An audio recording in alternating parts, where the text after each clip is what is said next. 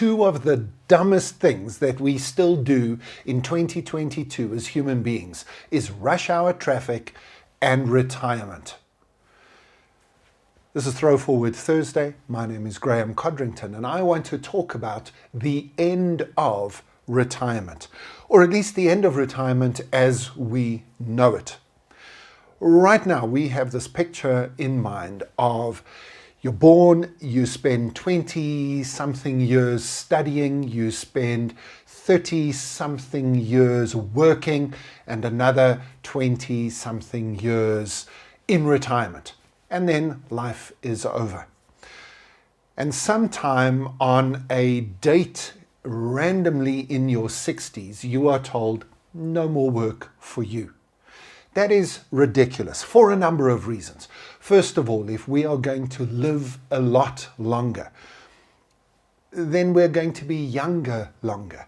And we are still going to be in our prime. Our ability to contribute to work is still going to be immense in our 60s. What a waste of talent and ability if we just say to people, we don't need you anymore.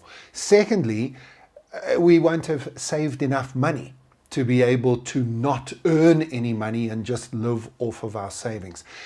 And thirdly, companies that are structured in a way, and I'm thinking here particularly of partnerships, where you've got to buy yourself in to the ownership or the partnership kind of sometime in your 30s or 40s, and then you get paid out as you retire.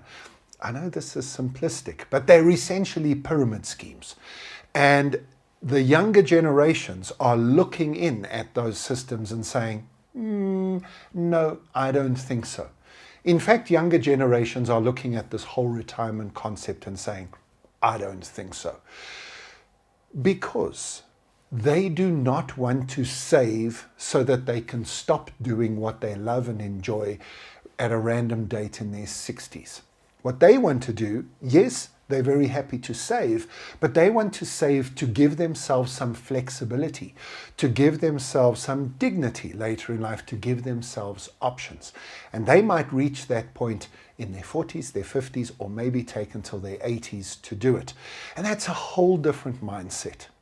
So, as we always do in Throwforward Thursday, but maybe this week a little bit more pointedly, we don't just jump into the future and suggest something that might happen there, like people will not want to retire in the way that we perceive retirement now, that people will want to carry on working, that they don't want to go gardening, golfing and fishing for the rest of their lives.